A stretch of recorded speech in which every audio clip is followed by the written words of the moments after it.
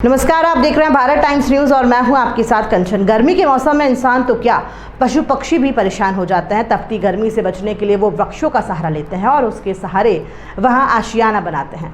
उन्हें छाया के साथ साथ पानी की भी आवश्यकता होती है। वहीं राजस्थान के चित्तौड़गढ़ जिले के गंगरार कस्बे में स्थित मेवाड़ विश्वविद्यालय में पशु पक्षी, जीव जंतुओं और पेड़ पौधों के द्वारा यह विश्वविद्यालय पर्यावरण संरक्षण में महत्वपूर्ण भूमिका निभा रहा है।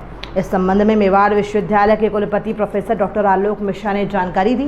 पेश है चित्तौड़गढ़ से हमारे संवाददाता अमित कुमार चेचानी की एक खास रिपोर्ट। ग्रीष्मकालीन मौसम है और ग्रीष्मकालीन मौसम में सबसे बड़ी जो परेशानी फेस करते हैं वो पक्षी और पशु फेस करते हैं।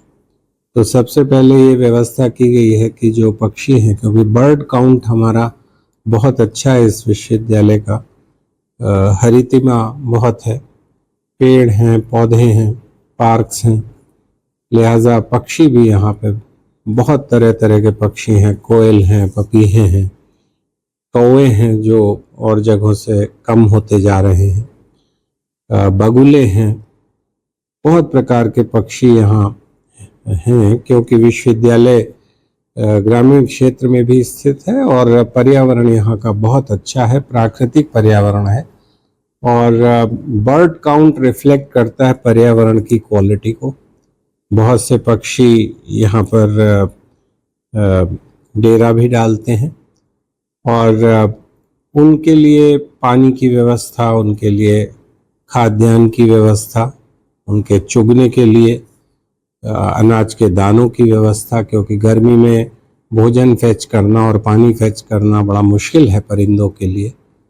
और इन पक्षियों का, पक्षी जगत का सम्मान करते हुए फैकल्टी ऑफ एग्रीकल्चरल साइंसेज और वेलफेयर डिपार्टमेंट ने मेवाड़ यूनिवर्सिटी के विद्यार्थियों के सौजन्य से इसमें पहल की और विशेष रूप से इसमें सहयोग दिया श्री कपिल चतुर्वेदी जी ने, जो हमारे विश्वविद्यालय के कर्मचारी हैं और बहुत वरिष्ठ व्यक्ति हैं उन्होंने। और उसमें पक्षियों के लिए, पशुओं के लिए व्यवस्था की गई पानी की, खाद्यान्नों की। और पेड़ों को जल की इस समय बहुत ज़रूरत है क्योंकि तापमान बहुत ज़्यादा है।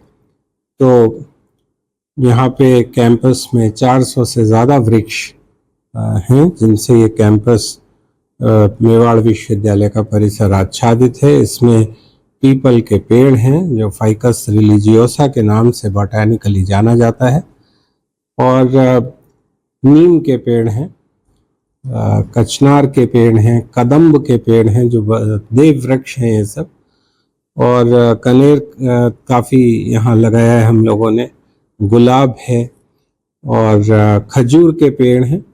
बहुत से पेड़ यहाँ पर हैं और इन पेड़ों का संरक्षण भी किया जा रहा है।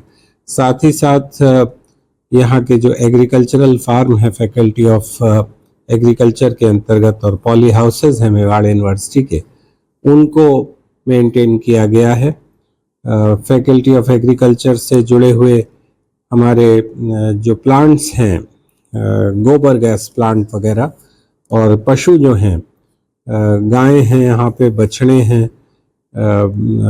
गाय माता लक्ष्मी उसका नाम है, पहली गाय है मेवाड़ विश्वविद्यालय परिसर में, और उसकी बिटिया है बछिया मोती के नाम से और बछड़ा है हीरा के नाम से।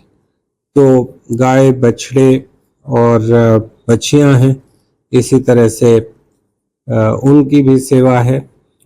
और ट्रैक्टर्स हैं, टैंकर्स हैं विश्वविद्यालय में बहुत से, तो टैंकर्स के द्वारा पानी ला करके इन वृक्षों को का संरक्षण किया जा रहा है। क्या संदेश देना चाहेंगे आप विश्व पर्यावरण दिवस पर?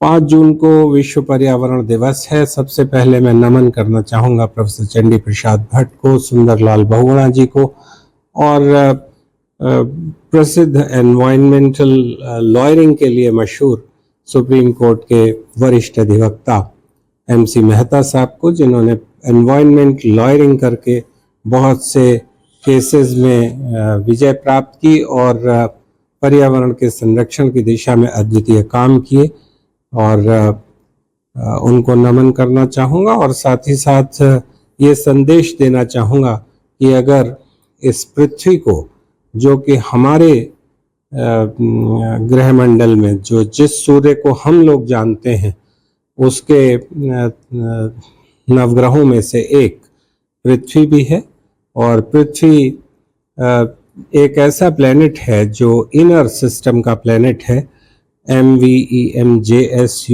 इस ऑर्डर में सूर्य से दूरी है।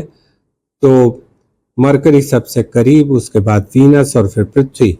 पृथ्वी ग्रह का तापमान और यहाँ पर पर्यावरण की दृष्टि से यहाँ एटमॉस्फेयर का पाया जाना, वायुमंडल का पाया जाना और जीवन का पाया जाना, और जीवन बहुत मुश्किल से एक बहुत लंबी यात्रा है मिलियंस ऑफ ईयर्स की, जिसके बाद लाइफ का ये रूप हम देख पा रहे हैं इस प्लेनेट पर, उसको संरक्षित रखने के लिए सभी कदम उठाए जाने की ज़रूरत है। इसमें कानून भी आगे आया है। हमारे विधि संकाय में एनवायरनमेंट लॉ पर कई शोधार्थियों ने PhD भी किया है, LLM भी है एनवायरनमेंट लॉ में, और BA LLB और BBA LLB ऑनर्स पाठ्यक्रम जो यहाँ संचालित होते हैं उसमें एनवायरनमेंट लॉ का पेपर भी है। इंजीनियरिंग में एनवायरनमेंट इंजीनियरिंग पढ़ाई जा रही है। तो एनवायरनमेंट के संरक्षण के लिए बहुत ज़रूरी है कि हम इस विश्व पर्यावरण दिवस से इसकी शिक्षा लें और अपनी सॉइल को, मृदा को, जल और वायु को, इन सब को सुरक्षित रखें, साफ रखें और इनका संरक्षण करें। सस्टेनेबल डेवलपमेंट में वैज्ञानिकों का साथ दें। बहुत बहुत धन्यवाद।